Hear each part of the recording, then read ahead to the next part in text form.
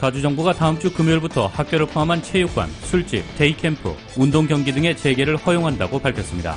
오늘도 LA 인근 곳곳에서 시위가 벌어졌습니다. LA 다운타운을 비롯해 웨스트 헐리우드과 헐리우드, 노스리치, 베벌리 힐스 등지에서 평화적인 시위가 열렸습니다. 이번 주말 한인들이 밀집해 있는 부엔나파크 등 오렌지 카운티에서 시위가 예정돼 있다고 오렌지 카운티 슈퍼바이저 위원회가 밝혔습니다. 코로나19의 확산 여파로 줄어들 것으로 예상됐던 미국의 지난달 일자리가 증가세로 돌아섰습니다. 지난달 실업률도 4월보다 낮아졌습니다. 트럼프 대통령은 미국의 5월 일자리가 깜짝 증가세로 돌아선 데 대해 반색하며 경제활동 정상화를 강력히 촉구했습니다. 뉴욕 증시에서 주요 지수는 미국의 5월 신규 고용이 큰 폭 증가하고 실업률은 하락하는 등 고용지표가 예상외 호조를 보인 데 힘입어 급등했습니다. 나스닥은 장중 기준으로 사상 최고치를 경신하며 마감했습니다. 흑인 조지 플로이드의 억울한 죽음에 항의하는 시위 등 소요 사태를 틈타 LA 일원에서 벌어진 폭력과 방화, 약탈, 기물파손 등 중범죄 행위를 집중 수사하기 위해 LA 경찰국과 카운티 검찰, 연방수사국 요원들로 구성된 전담반이 결성됐습니다. 지난 한 주 동안 LA 일원에 격화된 시위를 틈타 약탈과 기물 파손, 방화로 애꿎은 비즈니스 업주들의 피해가 잇따랐습니다. 특히 이번에는 전례 없이 지능화된 약탈 행위가 LA 일원 곳곳에서 저질러져 사회를 변화시켜보고자 하는 시위의 참뜻을 퇴색시켰습니다. 개빈 뉴섬 주지사가 앞으로 가주 내 경찰이 용의자의 경동맥을 눌러 용의자를 저지하는 수법을 사용하는 것을 금지했습니다. 미네소타주 미니애폴리스도 경찰관들의 목 조르기를 금지하기로 했습니다. 코로나19로 인한 흑인 사망률이 다른 인종에 비해 높은 것으로 나타났습니다. 흑인의 상당수가 기저질환을 앓고 있는 것이 주 원인으로 분석됐습니다. 내일 LA 지역 곳에 따라 구름 낀 가운데 LA 지역의 내일 낮 최고 73도, 밤 최저 기온 59도입니다. 이상은 이 시간 주요 뉴스입니다. 이 시간 주요 뉴스는 품격은 퍼스트 클래스, 가격은 비즈니스, 아시아나 비즈니스 스위트로 퍼스트의 편안함을 누리십시오. 아시아나 항공 제공입니다. 애청자 여러분 안녕하십니까? 조희정입니다. 안녕하십니까? 이균우입니다. 2020년 6월 5일 금요일 라디오 서울 이브닝 뉴스 1부입니다.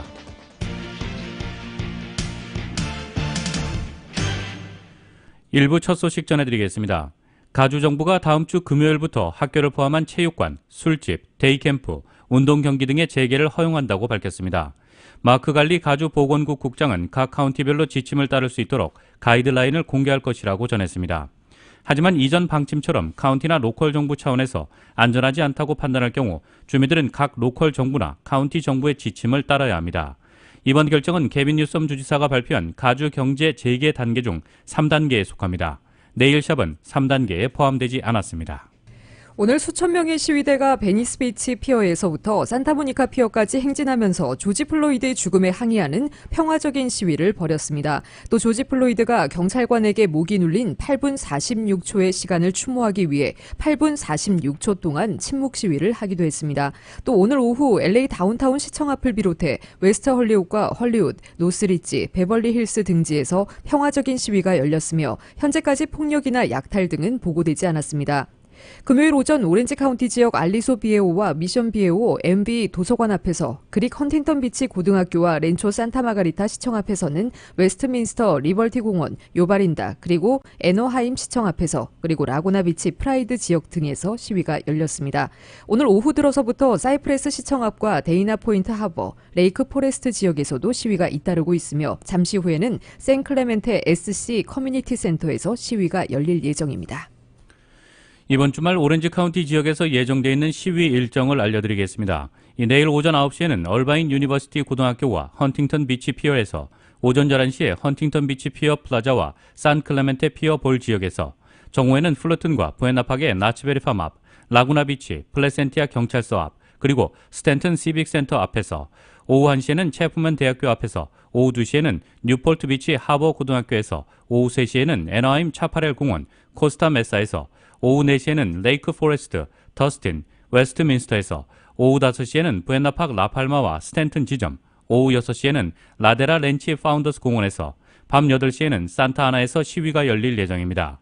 또 내일 오전 10시에는 브레아에서 시작해 오렌지 카운티 지역 곳곳으로 지역 경찰관들을 지원하는 자동차 행진이 벌어질 예정입니다. 오는 일요일에는 정오의 헌팅턴 비치 경찰국 앞에서 오후 2시에는 플러튼 에머리지 공원, 뉴포트 비치에서 시위가 벌어질 예정입니다. LA 경찰과 카운티 검찰, 연방 수사국 요원들이 LA 일원에서 격화된 시위 동안 저질러진 약탈과 기물 파손, 방화, 폭력 등 중범죄 행위를 수사하기 위한 전담반을 결성했습니다. 개빈 뉴섬 주지사가 앞으로 경찰이 목 부위를 눌러 용의자를 저지하는 행위를 사용하지 못하도록 했습니다. 관련 로컬 소식 정현호 기자가 전해드립니다. 흑인 조지 플로이드의 억울한 죽음에 항의하는 시위 등 소유 사태를 틈타 LA 일원에서 벌어진 폭력과 방화, 약탈, 기물 파손 등 중범죄 행위를 집중 수사하기 위해 LA 경찰국과 카운티 검찰, 연방 수사국 요원들로 구성된 전담반이 결성됐습니다. LA 경찰국이 지난 한 주 동안의 소유 사태 동안 LA에서 저질러진 중범죄 행각을 수사하기 위해 세이프 LA 태스크포스를 구성하기로 했다고 5일 발표했습니다. 마이클 무어 LA 경찰국장은 지난 화요일 LA 경찰국 강력범죄수사과와 재산범죄수사과에서 수사관들을 차출해 세이프 LA 태스크포스를 구성하도록 지시했습니다. 이 전담반에는 LA 경찰국 수사요원 외에도 LA 소방국, LA 카운티 검찰, 산타모니카 경찰국, 연방 수사국 요원들도 포함됩니다. 세이프 LA 태스크포스는 소유 사태를 틈타 폭력과 기물 파손, 약탈 등을 저지른 용의자들을 파악하기 위해서 주민들의 제보를 당부했습니다. 제보는 전화 213-486-6840번이나 1800-222번 팁스로 하거나 관련 동영상이 있는 경우에는 safeLAtips@lapd.online으로 보내면 됩니다. 개빈 뉴섬 주지사가 앞으로는 가주 내 경찰이 용의자의 목 부위를 눌러서 용의자를 저지하는 수법을 사용하는 것을 금지했습니다.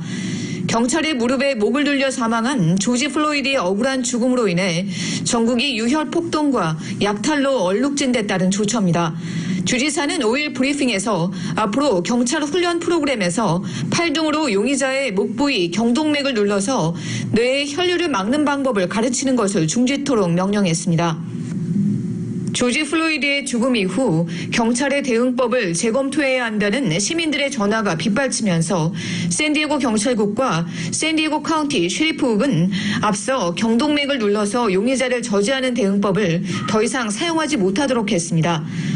개빈 뉴섬 주지사는 인명을 앗아갈 수 있는 극단적인 대응법은 21세기에 맞지 않다고 밝혔습니다.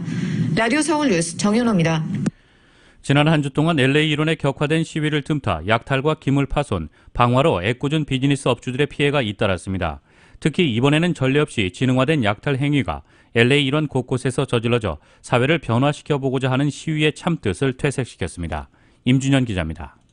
지난 한 주일 동안 LA 일원은 어김없이 시위대 행렬에 동반된 비즈니스 약탈 행위로 몸살을 앓았습니다. LA 타임즈가 LA 일원의 소요 사태 동안 저질러진 약탈 행위를 분석한 결과 약탈의 조인은 생각보다 다양하고 복잡했던 것으로 드러났습니다. 이번 소요 사태 동안 두드러진 점은 시위를 방패 삼아 조직적으로 부촌의 상점들을 노린 약탈범들이 많았다는 점입니다. 산타모니카와 페어팩스, 베벌리힐스 등 백인 부촌 지역에서 처음부터 값나가는 물건들을 노리고 소셜미디어를 이용해 거짓 정보를 흘려 치안력을 분산시킨 후 애플 스토어나 노스트롬 등을 털고 도주하는 등 지능적이고 계획적인 약탈 행위를 저질렀습니다. 이들은 소셜미디어를 통해 거짓 시위 장소를 대중과 경찰에 흘린 후 조직원들끼리는 암호화된 방법으로 장소를 옮겨가며 약탈을 저질렀습니다. 일부는 평화 시위대와 함께 시위하는 척하면서 자동차를 시위대를 위해 도로를 막는 것처럼 시위 현장에 대기시킨 후 재빠르게 가게를 약탈한 후 막아놓았던 자동차는 도주 차량으로 이용하는 방법도 사용했습니다. 이들은 주로 검은색 옷과 마스크, 반데나를 착용했는데 코로나 바이러스로 인해 시위대가 모두 마스크를 착용하고 시위를 하면서 시위대인 척 합리화하기가 쉬웠던 것으로 보입니다. 반면 조지 플로이드의 억울한 죽음에 대한 분노를 약탈과 폭동으로 분출한 사람들도 있었다고 LA 타임즈는 보도했습니다. 시위 도중 약탈을 저지른 한 시민은 이미 1960년대에 평화적 시위를 했으나 지금까지 바뀐 게 아무 것이 없다면서 평화적 시위는 더 이상 효과가 없기 때문에 폭력적인 방법을 택한 것이라고 밝혔습니다. 충동적으로 약탈에 합류한 이도 있습니다.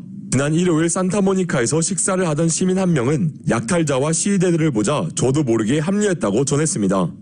그는 이 세상이 백인들을 위해서만 돌아가고 있다면서 지난해 전국을 뒤흔든 대학 입시 비리를 저지른 백인 부유층이 솜방망이 처벌을 받은 것을 지적하고 만약 자신이 똑같은 대입 비리를 저질렀다면 몇십 년 형을 선고받았을 것이라며 사회가 부패했음을 비판했습니다.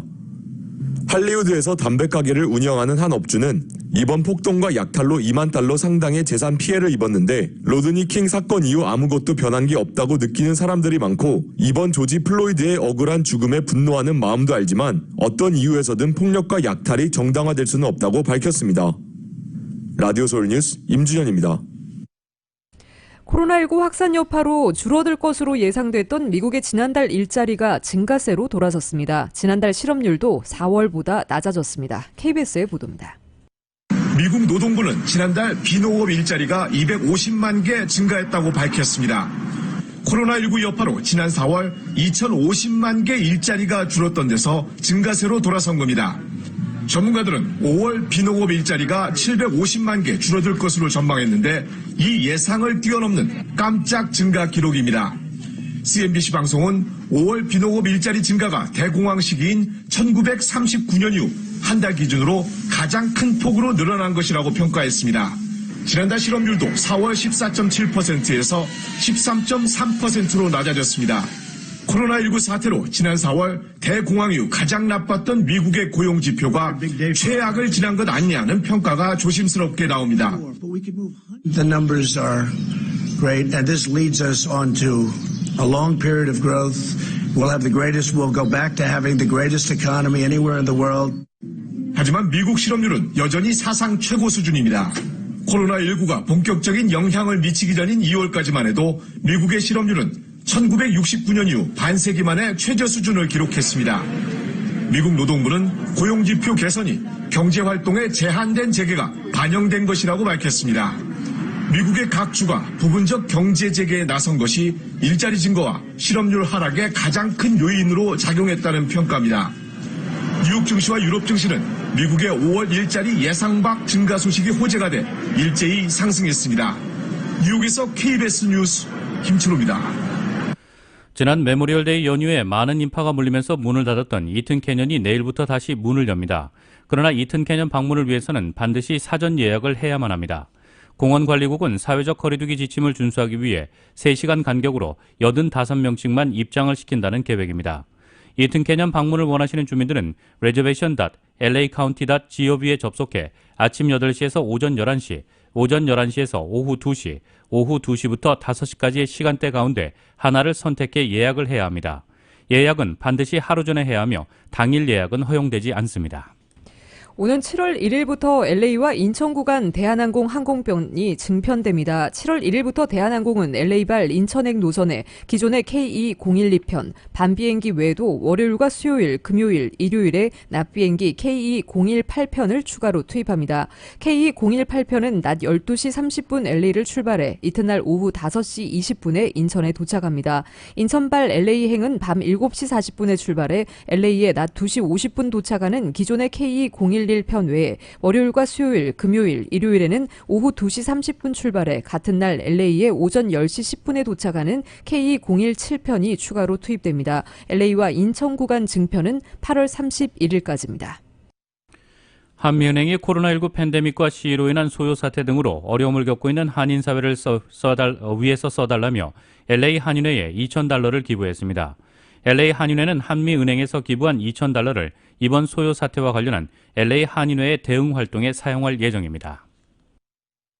코로나19로 인한 흑인 사망이 여전히 높은 것으로 나타났습니다. UCLA 건강정책연구센터에 따르면 LA 카운티의 코로나19 감염자를 인종별로 살펴볼 경우 라티노의 비율이 가장 높지만 사망률은 흑인이 월등히 높았습니다. 실제로 코로나19 확진자 가운데 흑인은 14%로 41%를 기록한 라티노에 비해 적지만 인구 10만 명당 사망자는 흑인이 34명으로 가장 많았고 아시안 26명, 백인 24명, 라티노 18명의 순이었습니다. 연구진은 캘리포니아에 살고 있는 흑인 5명 가운데 1명은 천식을 앓고 있으며 45%가 고혈압 환자인 것이 사망률이 높은 이유라고 분석했습니다. 코로나19 신규 확진자가 전 세계적으로 그 어느 때보다 빠른 속도로 늘어나고 있다고 CNN이 보도했습니다. CNN은 존스홉킨스 대학이 집계한 코로나19 확진자 현황을 분석한 결과 전 세계에서 최근 일주일 동안 하루 평균 10만 명이 넘는 신규 확진자가 보고됐다고 전했습니다. 4월만 해도 하루 신규 확진자가 10만 명을 넘어선 적이 하루도 없었는데 5월 21일 이후부터 하루 신규 확진자가 10만 명을 넘지 않는 날은 닷새뿐이었다고 CNN은 설명했습니다. 한때 코로나19가 빠르게 확산했던 미국과 유럽에서는 신규 확진자 발생이 감소하는 추세지만 남미와 중동, 아프리카를 중심으로 신규 확진자가 늘고 있습니다.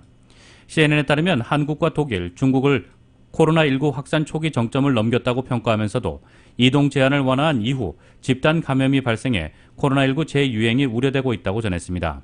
미국에서는 코로나19 확산세가 한풀 꺾이기는 했지만 여전히 하루에도 2만 명이 넘는 신규 확진자가 나오고 있다고 뉴욕타임스가 보도했습니다. 지난 2주간 50개 주의 코로나19 신규 확진자 발생 현황을 분석한 결과 18개 주에서는 신규 확진자가 늘었고 17개 주에서는 크게 변화가 없었고 15개 주에서는 감소한 것으로 나타났습니다. JCPenney가 올여름 가준의 8개 매장을 비롯해 전국 내 154개 매장을 폐점합니다. 코로나 바이러스로 인해 재정 적자가 심화되면서 JCPenney는 지난달 15일 파산 보호 신청에 들어갔습니다. JCPenney는 앞으로 3개월 동안 폐점 세일에 들어갈 예정입니다. 테메큘라 외곽에 위치한 페창갈 리조트 카지노가 지난 1일부터 영업 재개를 시작했습니다. 페창갈 리조트 카지노는 코로나19 확산을 최소화하기 위해 점진적인 오픈 방식을 취하며 영업을 시작했습니다. 우선 식당 내 손님 수 제한, 게임 테이블 축소, 게임 플레이어 사이간 보호막 설치, 실내 흡연 금지, 마스크 착용 의무화, 발열 체크 의무화 등 제한을 두고 영업을 재개했습니다. 또 6월에 개최 예정이던 모든 공연을 잠정 연기했습니다. 페창가 측은 고객과 직원, 지역사회의 건강과 안전을 최우선으로 생각하고 있다며 새롭게 도입된 모든 운영 절차와 제한 사항들은 보건국의 가이드라인에 따른 것이라고 밝혔습니다.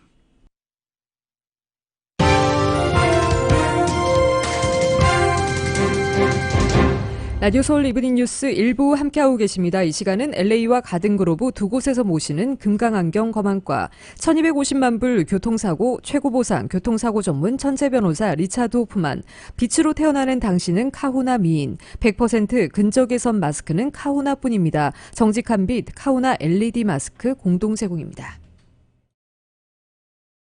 미국 소식 전해드리겠습니다. 미국에서는 경찰 가혹 행위로 사망한 플로이드의 죽음에 항의하는 시위가 이어지고 있습니다. 인종차별과 경찰개혁 요구에 트럼프 대통령은 법과 질서를 강조했습니다. 백악관은 더 높고 두꺼운 철책이 올라갔습니다. KBS의 보도입니다. 호전된 실업률에 기자회견까지 연 트럼프 대통령은 자신의 생각대로 주방위군을 투입해 효과가 났다고 주장했습니다. The National Guard went in and one night it was over. You don't see the problem in Minnesota now at all, not even a little bit. 시위 진압에 군 투입, 시위대를 압도하는 무력을 주장해온 평소 입장 그대로입니다. 충성파 법무부 장관조차 흑인들이 느끼는 사법제도의 문제점을 인정했습니다. It is undeniable that many African Americans lacked confidence in our American criminal justice system. This must change. 하지만 대통령은 여전히 경찰개혁에 대한 언급이 없습니다. 오히려 백악관 외곽을 높은 철제 울타리로 둘러싸고 있습니다. 처음 설치한 것보다 높고 두껍습니다. 대통령이 시위대의 폭력성을 부각하며 변화를 요구하는 목소리에 답이 없는 사이 경찰의 과도한 법 집행 모습은 미 시위 현장 곳곳에서 목격되고 있습니다. 특히 플로이드 씨를 사망에 이르게 한 목 누르기 방식의 진압 방식은 여전했습니다. 언제 또다시 불상사가 일어날지 모르는 아슬아슬한 상황이 이어지고 있습니다. 의회에선 경찰의 과도한 공권력 사용에 빌미가 되고 있는 경찰관 면책 조항 등을 바꾸는 등의 법안이 발의될 예정입니다. 하지만 상원을 장악한 집권공화당은 여기에 떨떠름한 분위기입니다. 의회를 통과해도 대통령이 허용할지 미지수입니다. 미국은 특별한 경우를 빼고 경찰관들의 과도한 공권력 사용에 대체로 관대한 편입니다. 오히려 법 집행관들에 대한 존중의 문화가 강합니다. 경찰개혁이 어려운 이유입니다. 워싱턴에서 KBS 뉴스 김은규입니다. 흑인 사망 사건에 대한 항의 시위 격화에 대비해 워싱턴 DC 인근에 집결했던 군 병력이 해산하기 시작했습니다. 워싱턴 DC에 배치된 주 방위군에는 화기를 쓰지 말라는 지시도 내려진 것으로 전해졌습니다. 도널드 트럼프 대통령의 군 동원 엄포로 급격히 고조된 미국 수도의 긴장이 연일 계속된 평화 시위 속에 완연히 누그러지는 분위기입니다. AP통신에 따르면 라이언 메카시 육군 장관은 취재진에게 워싱턴 DC 인근에 배치된 약 500명의 병력이 원래 있던 기지로 귀환하라는 해제하라는 지시를 받았다고 밝혔습니다. 그러나 메카시 장관은 여전히 일부 병력이 워싱턴 DC 인근에서 경계태세 상태라고 말했습니다. 워싱턴 DC 인근에 배치된 병력이 본래 기지로 철수하기 시작하면서 시위 대응을 두고 고조된 긴장은 상당 부분 누그러질 것으로 보입니다. 워싱턴 포스트는 국방부가 워싱턴 DC에 배치된 DC 방위군과 각 주에서 동원된 주 방위군에 화기를 사용하지 말라는 지시를 내렸다면서 시위에 대한 연방당국 차원의 대응이 완화되는 신호라고 전했습니다. 트럼프 대통령이 이번에는 지난 1일 백악관 인근 공원에서 강제 해산된 평화 시위대를 테러리스트라고 규정한 서한을 트윗을 통해 공유해 논란이 일고 있습니다. 워싱턴 포스트에 따르면 트럼프 대통령은 전날 밤 트위터에 자신의 변호인을 맡았던 인싸인 존 다우드가 제임스 매티스 전 국방장관에게 보낸 서한을 올렸습니다. 매티스 전 장관은 지난 3일 성명에서 트럼프 대통령은 국민을 통합하려 노력하지 않는, 심지어 그렇게 하려는 신용도 하지 않는 내생의 유일한 대통령이고 대신 그는 우리를 분열시키려고 한다면서 흑인 사망 시위에 대한 트럼프 대통령의 강경 대응을 전면 비판한 바 있습니다. 트럼프 대통령이 트윗에 올린 서한에 따르면 다우드는 구체적 증거 없이 라파얏 광장에 있던 시위자들은 평화로운 시위자들도 진짜 시위자들도 아니었다고 주장했습니다. 해병대 출신인 다우드 해병대 사성 장군 출신인 매티스가 트럼프 대통령에게 분열적이라고 했던 언사가 자신을 경악하게 만들었다고 말했습니다. 트럼프 대통령은 트위터에 이 서한을 게재하면서 훌륭한 퇴역 해병대 출신이자 슈퍼스타 변호사인 존 다우드의 서한은 미국 국민의 이익에 부합할 것이고 이 서한을 읽어라라며 일독을 권했습니다. CNN 방송에 따르면 미국 국민의 헌법적 권리 행사에 대해 충격적인 묘사를 한 서한을 공유하기로 한 트럼프 대통령의 결정은 그가 시위 사태에 대한 스트롱맨식 접근법을 계속 취하려고 하는 가운데 나온 것이라고 꼬집었습니다. 앞서 트럼프 대통령은 지난 1일 기자회견에서 시위 진압을 위한 군 동원 방침을 밝힌 뒤 백악관 북측 문을 통해 며칠째 시위가 계속되어 온 라파얏 공원을 도보로 가로지른 뒤 대통령의 교회라고 불리는 세인트 존스 교회 앞에서 성경을 들어올리는 장면을 연출한 바 있습니다. 트럼프 대통령은 그동안 법과 질서를 명분으로 시위 진압에 대한 강경 대응 방침을 밝혀왔으며 이 과정에서 극좌파인 안티파를 시위 주도 세력으로 지목하는 등 이념 대결을 부추겼다는 지적을 받았습니다. 흑인 조지 플로이드의 사망에 연루된 경찰관 2명이 재판에서 목 누르기를 제지하려 했지만 상관이 이를 무시했다고 주장했습니다. 고참의 명령에 따라 어쩔 수 없이 체포에 가담한 신참으로 자신을 묘사한 것입니다. 당시 사건 현장에 출동한 경찰관은 모두 4명으로 약 9분간 플로이드의 목을 무릎으로 찍어 누른 데릭 쇼빈 44살이 최고참이었고 37살의 토머스 레인, 34세 투타오, 26살의 알렉산더 킹은 후배격이었습니다. 미네소타주 키스 앨리슨 검찰총장은 이들 중 쇼빈을 2급 살인 등의 혐의로 나머지 3명은 2급 살인 공모 등의 혐의로 기소했습니다. 이 가운데 쇼빈을 제외한 나머지 3명이 해너핀 카운티 법원에 처음으로 출두해 재판을 받았는데 그중 레인과 킹의 변호인은 이들이 쇼빈에게 플로이드의 목을 무릎으로 누르지 말라고 말렸지만 무시당했다고 주장했습니다. 공소장에 따르면 쇼빈이 플로이드의 목을 무릎으로 누르고 있는 동안 킹은 플로이드의 등을, 레이는 플로이드의 다리를 붙잡고 있었습니다. 공개된 동영상에 따르면 레이는 쇼빈에게 엎드려 있던 플로이드의 몸을 돌려 옆으로 뉘어야 하지 않겠느냐고 물었지만 쇼빈은 이를 거절했습니다. 또 킹은 플로이드의 맥박을 살펴본 뒤 맥박이 없는 것을 확인했습니다. 그러나 타오의 변호인은 쇼빈에게 책임을 돌리지 않았다고 워싱턴 포스트는 전했습니다. 쇼빈에 대한 재판은 오는 8일 처음 열릴 예정입니다. 경찰의 체포 과정에서 흑인 조지 플로이드가 숨진 사건이 발생한 미네소타주 미니애폴리스가 경찰관들의 목 조르기를 금지하기로 했다고 AP통신이 보도했습니다. 보도에 따르면 미니애폴리스시 협정단은 이날 주 정부와 이같이 합의했습니다. 이들은 또 경찰관들이 다른 경찰관이 승인된 범인을 벗어나 무력을 사용하는 것을 목격할 경우 언제든 이를 보고하고 개입하도록 요구하기로 했습니다. 이에 따라 경찰관들은 직위나 근무기관과 관계없이 다른 동료 경찰관이 목 조르기나 목 압박을 포함한 승인되지 않은 무력을 사용하는 것을 목격하면 현장에서 즉각 무전이나 전화로 지휘관이나 상급자에게 보고해야 합니다. 이들은 아울러 반드시 구두로 또는 물리적으로 개입해 이를 만류하려 시도해야 합니다. 그러지 않을 경우 이들은 자신이 승인되지 않은 무력을 사용한 것과 동일한 수준의 징계를 받게 됩니다. 합의사항에는 또 대규모 군중을 통제하기 위한 화학물질, 고무탄, 섬광탄, 곤봉 등의 무기를 사용할 때 경찰서장이나 지정된 부서장의 승인을 받아야 한다는 내용도 담겼습니다. 이런 내용은 플로이드 사망 후 미네소타주 인권국과 미네폴리스가 합의한 조항들입니다. 합의 조항들은 이날 시의회에서 만장일치로 통과됐으며 법원의 승인을 거쳐야 합니다. 한국 소식 전해드리겠습니다. 한국의 국회가 어제 제21대 국회 첫 본회의를 열고 육선의 박병석 의원을 국회의장으로 선출했습니다. 지난 17대 국회 이후 처음으로 국회의장을 법에 정해진 날짜에 뽑은 것이지만 제1야당 없이 표결을 진행한 부분은 큰 아쉬움을 남겼습니다. YTN의 보도입니다. 여야의 원구성 협상 힘겨루기 속에 난항을 겪던 제21대 국회의 첫 본회의가 결국 법에 규정된 날짜인 어제 열렸습니다. 가장 먼저 국회의장을 뽑았는데 육선의 민주당 박병석 의원이 참석 의원들의 압도적 찬성으로 선출됐습니다. 국민의 내일을 여는 국회로 담대히 나아갑시다. 소통은 공감을 낳고 공감대를 넓히면 타협에 이를 수 있습니다. 국민통합도 그 출발점은 소통입니다. 소통하십시다. 민주당목 부의장에는 사선의 김상희 의원이 의정사상 첫 여성 부의장으로 뽑혔습니다.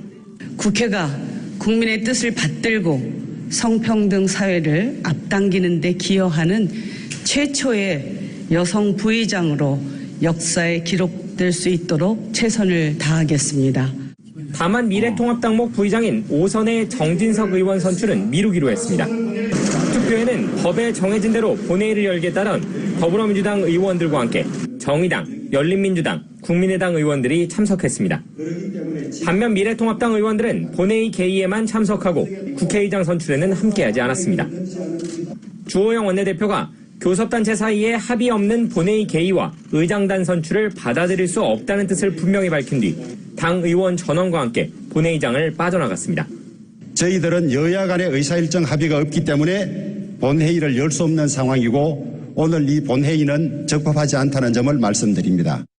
통합당은 참석 이전부터 아예 불참해야 한다는 쪽과 초강수를 두면 역풍을 맞을 수 있다는 쪽으로 갈렸습니다.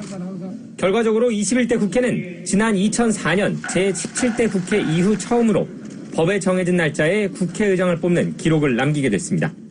제21대 국회의 첫 단추는 끼워졌지만 제1야당 없이 의장을 선출한 부분에 대한 쓴맛은 남게 됐습니다. 이번 국회의 화두인 일하는 국회를 위해 여야 협치가 실현되기까지는 아직 갈 길이 멀다는 평가가 나오고 있습니다. YTN 김주영입니다. 당론을 따르지 않았다는 이유로 민주당이 금태섭 전 의원에게 내린 징계가 논란이 되고 있습니다. 과거에도 진보정당이든 보수정당이든 당론과 배치된 행위에 대해 징계를 한 적이 있었는데 유독 민주당의 경우 논란이 더 커 보입니다. 왜 그럴까요? YTN의 보도입니다. 김대중 정부 때인 지난 1999년 4월 민주당은 외환위기 극복을 위해 만든 노사정위원회 법제화 법안을 국회 환경노동위원회에서 통과시켰습니다. 당시 한나라당 이수인, 이미경 의원도 힘을 보탰습니다. 법안 통과 후 민주당 의원들의 악수까지 받았지만 두 의원에게는 제명 등 중징계가 내려졌습니다. 역사적 신념이라든가 정책 소신이라든가 이것을 이해하고 인식하지 못하는 그 정치적 미숙성이 반로라고 생각합니다. 민주당 사례도 있습니다. 2009년 말 노동관계법 처리 과정에서 당론을 어겼다는 이유로 당시 추미애 국회 환경노동위원장에게도 1년간 당원 자격 정지라는 중징계가 내려졌습니다. 노조법이 여야 정쟁의 희생물이 되지 않도록 함으로써 해결할 수 있었는데 이제 와서 당내 정쟁의 희생물로 저를 끌고 간다면 저는 국민과 함께 저의 소신과 원칙을 끝까지 지킬 수밖에 없습니다. 예상대로 보수 언론이 나서 추 위원장을 적극 옹호했고 추 위원장은 실제로 서울 명동에서 장애투쟁에 돌입하기도 했습니다. 2020년 6월 여의도에는 금태섭 징계 논란이 일고 있습니다. 현 정부의 핵심 공약인 고위공직자 범죄수사처 법안 처리 때 기권표를 던져 징계를 받았는데 징계의 근거가 된 민주당의 강제적 당론과 당규가 국회법은 물론 헌법에 위반된다는 게 핵심입니다. 당론에 따르지 않은 국회의원의 직무상 투표 행위를 당론에 위반하는 경우에 포함시켜 징계할 경우 헌법 및 국회법의 규정과 충돌이 발생할 여지가 있습니다. 게다가 경선 탈락이라는 정치적 평가를 이미 받은 상황에서 징계까지 내린 건 부관참시라며 통합당과 보수 언론이 연일 비판하고 있습니다. 여기에 진보 언론까지 가세해 징계를 풀어야 한다며 기사를 쏟아내고 있습니다. 그런데 이런 사안이 있을 때마다 유독 민주당의 엄격한 이유는 무엇일까? 민주당은 보수 정당에 비해 민주적 잣대가 스스로 엄격하다는 걸 자부해왔기 때문입니다. 이를 자산으로 2016년부터 시작된 4번의 전국 단위 선거에서 모두 이기고 한국 정치의 주류로 자리 잡을 수 있었다는 평가가 가능합니다. 민주는 더 이상 거부할 수 없는 한국 정치의 핵심 가치가 되었다는 의미이기도 합니다. 총선을 앞두고 민주당 비판 칼럼을 썼다는 이유로 고발했던 임미리 교수 때도 민주당은 현재와 비슷한 경험을 한 적이 있습니다. YTN 이동훈입니다. 헬스 에브리데이.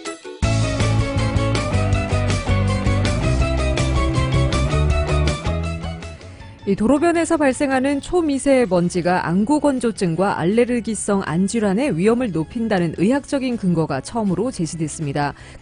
카톨릭대학교의 교수팀은 동물 실험을 통해 도로에서 발생하는 초미세먼지에 안구가 장기간 노출될 경우 기존의 안구건조증과는 달리 알레르기성 면역 반응이 더 활성화된다는 사실을 확인했습니다.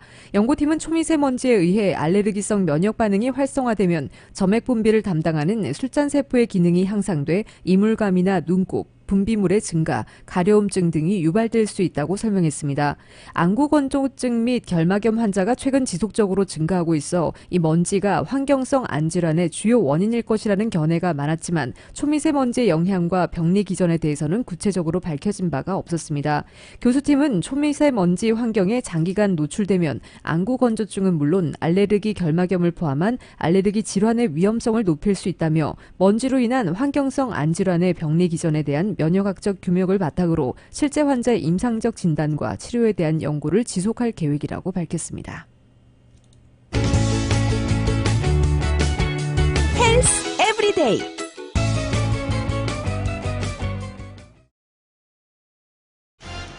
뉴욕 증시에서 주요 지수는 미국의 5월 신규 고용이 큰 폭 증가하고 실업률은 하락하는 등 고용 지표가 예상외 호조를 보인 데 힘입어 급등했습니다. 오늘 뉴욕 증권거래소에서 다우지수는 전장보다 829.16포인트, 3.15% 급등한 27,110.98에 거래를 마쳤습니다. S&P 500지수는 전장보다 81.58포인트, 2.62% 상승한 3,193.93에 기술주 중심의 나스닥 지수는 198.27포인트, 2.06%가 오른 9,814.08에 장을 마감했습니다. 나스닥은 장중 기준 사상 최고치를 경신했습니다. 다우지수는 장중 1,000포인트 이상 치솟기도 했습니다. 이번 주 다우지수는 6.81% 급등했습니다. S&P 500지수는 4.91%, 나스닥은 3.42% 올랐습니다. 시장은 미국의 고용지표에 촉각을 곤두세웠습니다. 오늘 업종별로는 에너지가 7.46%, 금융주가 3.87% 올랐습니다. 산업주도 3.71% 상승했고 커뮤니케이션은 1.68% 올랐습니다.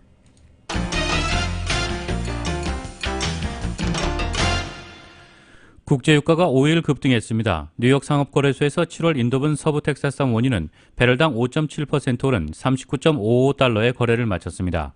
이로써 이번 주 11%가량 상승했습니다. 런던 ICE 선물 거래소의 8월물 브렌트유도 현재 배럴당 5.20% 상승한 42.07달러를 나타내고 있습니다. 주요 산유국들의 감산 합의가 한 달 연장됐다는 소식이 지속적인 훈풍으로 작용했다고 CNBC 방송이 전했습니다.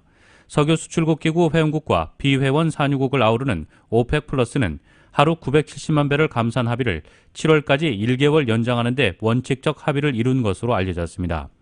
오펙 플러스는 오는 6일 화상회의를 통해 감산 연장 여부를 논의할 예정입니다.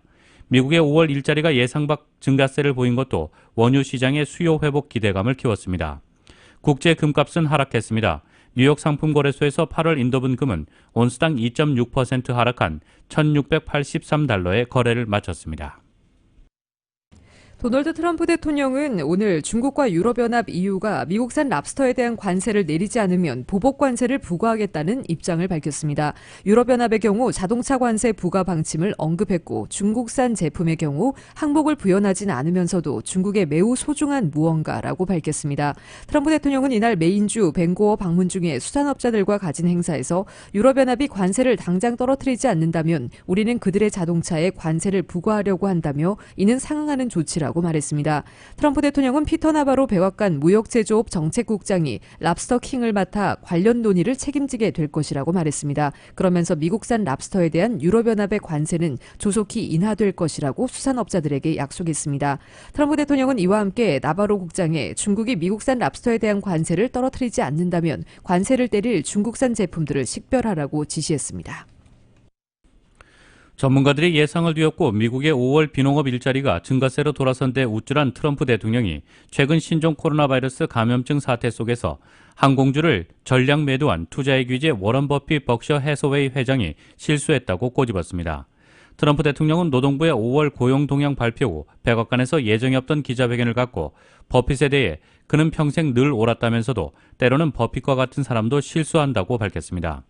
버핏의 항공주 매각을 지적한 것입니다. 트럼프 대통령은 그들은 항공주를 계속 보유했어야 했다면서 항공주는 오늘 지붕을 뚫었기 때문이라고 강조했습니다. 트럼프 대통령은 다만 버핏에 대해 나는 그를 매우 존경한다고 말했습니다. 트럼프 대통령은 또 회견에서 오늘은 아마 미국 역사에서 가장 위대한 재기의 날이라며 한껏 고무된 모습을 보였습니다.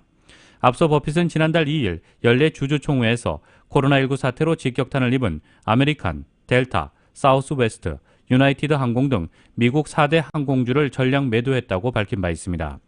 버핏은 당시 항공산업 미래가 매우 불확실하다면서 3에서 4년 이후에도 사람들이 예전처럼 비행기를 많이 탈지 모르겠다고 강조했습니다. 벅셔 해서웨이는 4월 한 달에만 65억 달러 어치의 주식을 팔아치웠고 그 대부분이 항공주로 알려졌습니다.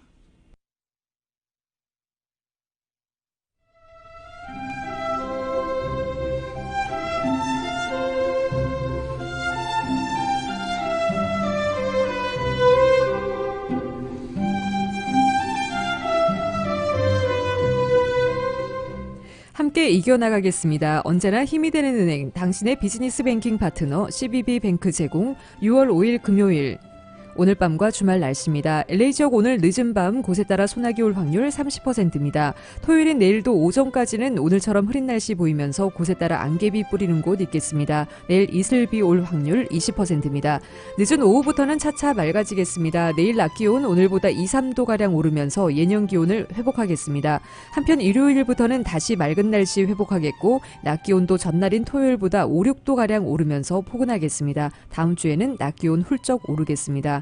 LA 한인타운의 내일 낮 최고 기온 73도, 밤 최저 기온 59도입니다. 오렌지 카운티 지역 74도, 60도, 밸리와 인랜드 엠파이어 지역 72도, 55도, 해안 지역 내일 낮 최고 68도, 밤 최저 57도입니다. LA 지역 오늘 이슬비 소식과 함께 밤 최저 기온 61도입니다. 한국은 오늘 서쪽 지방을 중심으로 불볕더위가 계속 이어지겠습니다. 서울의 오늘 낮 최고 기온 화씨 89도, 밤 최저 기온 화씨 64도입니다. LA 시각으로 5시 54분입니다. LA 지역의 현재 기온 68도, 습도 63% 나타내고 있습니다. 라디오 서울 이브닝 뉴스 1부 이 시간은 LA와 가든그로브 두 곳에서 모시는 금강안경 검안과 1250만 불 교통사고 최고보상 교통사고 전문 천재 변호사 리차드 호프만, 빛으로 태어나는 당신은 카우나 미인, 100% 근적외선 마스크는 카우나뿐입니다. 정직한 빛 카우나 LED 마스크 공동 제공이었습니다.